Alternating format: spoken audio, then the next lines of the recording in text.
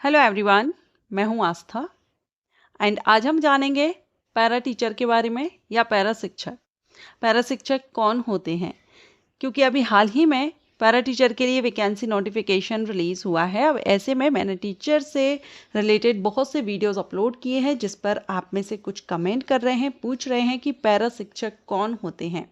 तो आज इस वीडियो में मैं आपको जानकारी दूंगी, क्योंकि जैसा कि आप जानते हैं मेरे चैनल पर आप व्हाट इज़ या how to become courses, entrance exam, job profile से रिलेटेड वीडियोस मैं अपलोड करती हूँ। ऐसे में जब आप क्वेश्चन करते हैं तो मुझे अच्छा लगता है और मैं उस टॉपिक पर वीडियो लाती हूँ। तो ये वीडियो भी आपके ही कमेंट पर बेस्ड है, आप में से ही किसी ने पूछा है। इसी तरह से अगर आप और भी किसी सब्जेक्ट या जॉब या कोर्स के बारे में या किसी भी तरह की एजुकेशन से रिलेटेड कोई इन्फॉर्मेशन चाहते हैं तो आप मुझे कमेंट ज़रूर किया कीजिए, मैं आपके लिए भी वीडियो अपलोड करूँगी। अभी हम यहाँ पर सबसे पहले देखेंगे कि पैरा टीचर कौन होते हैं और उसके बाद हम बात करेंगे कि अभी हाल ही में जो वैकेंसी नोटिफिकेशन रिलीज़ हुआ है उसके थ्रू हम पूरी जानकारी कवर करेंगे, salary, selection procedure, age criteria, और फिर अगर आपको लगता है आप एलिजिबल हैं तो आप भी आवेदन कर सकेंगे। सबसे पहले तो पैरा टीचर होते कौन हैं। तो देखिए, पैरा टीचर अलग अलग स्टेट में अलग अलग नाम से जाने जाते हैं, ठीक है। कहीं पर इनको पैरा टीचर कहते हैं, पैरा शिक्षक कहते हैं, कहीं पर इनको संविदा शिक्षक कहते हैं। तो अब आप समझ ही गए हैं, क्योंकि संविदा शिक्षक तो आप सभी जानते हैं ये कॉन्ट्रैक्ट बेसिस टीचर होते हैं। तो पैरा टीचर भी कॉन्ट्रैक्ट बेसिस टीचर होते हैं। संविदा शिक्षक होते हैं जो अल्पकालीन यानी कि कम समय के लिए, जब टीचर की पोस्ट खाली होती है, स्कूल में टीचर नहीं है, तो आप जानते हैं उनको फिल करने के लिए टेम्परेरी भर्ती की जाती है, उसी को हम संविदा भर्ती कहते हैं। जब तक परमानेंट टीचर की भर्ती नहीं होती है तब तक संविदा भर्ती पर जो टीचर हैं वो कार्यरत रहते हैं, ठीक है। अब ये अलग अलग स्टेट में अलग अलग नाम से जाने जाते हैं। कहीं पर इनको असिस्टेंट टीचर कहते हैं, कहीं संविदा टीचर कहते हैं, कहीं पैरा टीचर कहते हैं या पैरा एजुकेटर भी कहते हैं। वेस्ट बंगाल में भी पैरा टीचर कहते हैं, झारखंड स्टेट में पैरा टीचर कहते हैं। तो जो आपका मेन क्वेश्चन था, जिन्होंने कमेंट किया था कि पैरा टीचर कौन होते हैं, तो ये आपका आंसर है कि पैरा टीचर संविदा टीचर होते हैं। ये परमानेंट नहीं होते हैं, ये संविदा टीचर होते हैं, कॉन्ट्रैक्ट बेसिस होते हैं। ओके, अब हम बात करेंगे कि अभी जैसा मैंने आपको बताया अभी हाल ही में नोटिफिकेशन रिलीज हुआ है, तो चलिए हम उस नोटिफिकेशन को कवर करते हैं। यहाँ पर ये जो वैकेंसी नोटिफिकेशन रिलीज हुआ है, झारखंड स्टेट से नोटिफिकेशन रिलीज हुआ है, पैरा टीचर रेगुलर वैकेंसी। अब आपके मन में, बहुत से कैंडिडेट के मन में क्वेश्चन आएगा, जो जानते हैं वो नहीं, लेकिन जो फर्स्ट टाइम पैरा टीचर के बारे में सुन रहे हैं और इसी वीडियो से आपको पैरा टीचर के बारे में जानकारी मिली है, लेकिन यहाँ पर ये जो para teacher vacancy regular vacancy है, ये क्या है, राइट। तो चलिए हम इसको भी आगे समझेंगे। पहले हम यहाँ देखेंगे कि ये झारखंड स्टेट से नोटिफिकेशन है, ठीक है। अब इसके लिए अगर आप अप्लाई करते हैं तो 100 रुपीज़ एप्लीकेशन फ़ीस रहेगी। अगर आप SC/ST कैंडिडेट हैं झारखंड स्टेट के, तो आपके लिए एप्लीकेशन फ़ीस माफ़ रहेगी, मीन्स आपको सिर्फ 50 रुपीज़ पे करनी होगी। वैकेंसी की बात करें तो इसमें आप प्राथमिक और माध्यमिक स्कूल में टीचर बनते हैं।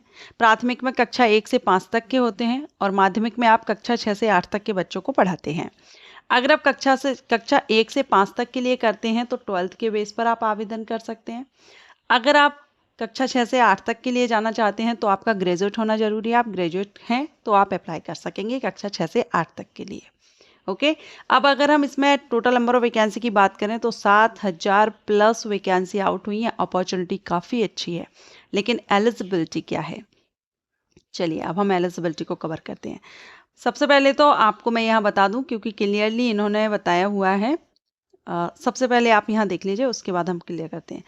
12th आपका देखिए सिंपल है। अगर आप कक्षा 1 से 5 तक के लिए अप्लाई करना चाहते हैं या पैरा टीचर बनना चाहते हैं तो 12th होना चाहिए, प्लस आपने BEd DLEd जो भी आपने डिप्लोमा किया है वो तो होगा ही।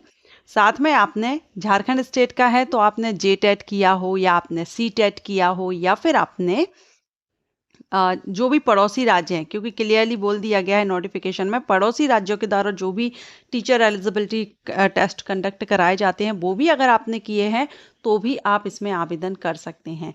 लेकिन एक कंडीशन यहाँ पर इन्होंने रख दी है कि अगर आप अदर स्टेट से आपने टेट किया हुआ है तो फिर 3 साल के अंदर, 3 वर्ष के अंदर आपको झारखंड टेट क्लियर करना होगा, ये देना होगा। ठीक है, तो ये एक अच्छा ऑप्शन है आपके पास। अगर 12th लेवल पर अप्लाई करते हैं, लेवल 4 से सैलरी आपकी रहेगी, जो अभी आप स्क्रीन पर देख रहे हैं। अगर आप ग्रेजुएट लेवल पर करते हैं तो अगेन आपका ग्रेजुएशन रहेगा, प्लस आपने बीएड वगैरह किया हो, बीएलएड किया हो, जो भी मांगा जाता है। उसके बाद सेम वही, या तो आपने झारखंड टेट दिया हो, या आपने सीटेट क्वालिफाई हो, या आपने कोई भी पड़ोसी राज्य का, झारखंड स्टेट के पड़ोसी राज्य का अगर आपने टेट एग्जाम दिया हुआ है तो भी आप दे सकते हैं, लेकिन विद इन 3 ईयर आपको करना होगा अपना झारखंड टेट क्वालिफाई। ठीक है, सो ये अब यहाँ पर मैं आपको बताना चाहूँगी, जैसे कि पैरा टीचर तो संविदा भर्ती है, लेकिन इसमें रेगुलर वैकेंसी लिख के आया है, तो उसको भी हम क्लियर करते हैं। आप यहाँ देख सकते हैं अनुभव में विज्ञापन अंतर्गत सभी पद झारखंड शिक्षा परियोजना परिषद, सभी पद, ठीक है। रांची अंतर्गत कार्यरत सहायक अध्यापक या पैरा शिक्षक के लिए जिनकी सेवा विज्ञापन प्रकाशन की तिथि को न्यूनतम एवं लगातार 2 वर्ष की हो गई हो एवं विज्ञापन प्रकाशन की तिथि को कार्यरत हों के लिए आरक्षित रहेंगे। इट मीन्स कि पैरा टीचर तो संविदा ही होते हैं, लेकिन यहाँ पर ये पैरा टीचर की परमानेंट भर्ती है, रेगुलर बेसिस भर्ती है। यहाँ वही जो सहायक अध्यापक हैं, क्योंकि पैरा टीचर को झारखंड में सहायक अध्यापक बोला जाता है, तो जो सहायक अध्यापक हैं, कम से कम जो नोटिफिकेशन रिलीज हुआ है, प्रकाशित हुआ है, उस डेट तक आपने 2 वर्ष का आपने किया हो, कार्यरत हो आप, तो आप इसके लिए आवेदन कर सकेंगे। तो ये पैरा टीचर की परमानेंट भर्ती है। क्लियर हो गया आपका। अब यहाँ पर एज 21 रहेगी मिनिमम, और मैक्सिमम आपकी कैटेगरी पर डिपेंड करेगा, जो अभी आप स्क्रीन पर देख रहे हैं। आप ये चार्ट देख सकते हैं, आप जिस कैटेगरी से बिलोंग करते हो आप देख लीजिए आपको कितनी एज में छूट दी जा रही है। इसके बाद हम यहाँ पर देखेंगे कट ऑफ डेट, तो 1 अगस्त 2026 से आपकी एज काउंट की जाएगी। ओके, सिलेक्शन प्रोसीजर में सीबीटी एग्जाम होगा, 12th लेवल का, 10th लेवल का, आपको पूरा का पूरा सिलेबस इसमें मिल जाएगा। आप देख सकते हैं पैटर्न वगैरह सारा सब कुछ आपको इसमें मिल जाएगा। जैसे यहाँ पर आप देख रहे हैं इंटरमीडिएट लेवल का 3 मुख्य परीक्षा के अंतर्गत 3 पत्र होंगे, पत्र फर्स्ट, सेकंड, थर्ड। ये इस तरह से टोटल नंबर ऑफ मार्किंग बताई जा रही है, 2 घंटे, 3 घंटे और 2 घंटे, सभी के लिए अलग अलग टाइमिंग दी गई है। इसके बाद आपका जो ग्रेजुएशन डिटेल सिलेबस भी आप यहाँ पर देख रहे हैं, नोटिफिकेशन में ही आपको दिया गया है। इसके बाद ये ग्रेजुएशन लेवल का है, तो आप इसमें आपके 4 प्रश्न पत्र रहेंगे। ठीक है, तो इसको भी आप देख लीजिएगा अगर आप अप्लाई कर रहे हैं। अगर हम इम्पोर्टेंट डेट की बात करें तो 31 जुलाई से आवेदन स्टार्ट होंगे और 30 अगस्त तक इसके आवेदन चलेंगे। 30 अगस्त तक आप आवेदन कर सकते हैं और 1 सितंबर तक आप इसमें फीस पे कर सकते हैं। सो आई होप आपको ये इन्फॉर्मेशन अच्छी लगी और ये वैकेंसी अपडेट आपके लिए यूजफुल रहा है, तो लाइक एंड शेयर कीजिएगा एंड कमेंट करके जरूर बताइएगा। Thank you.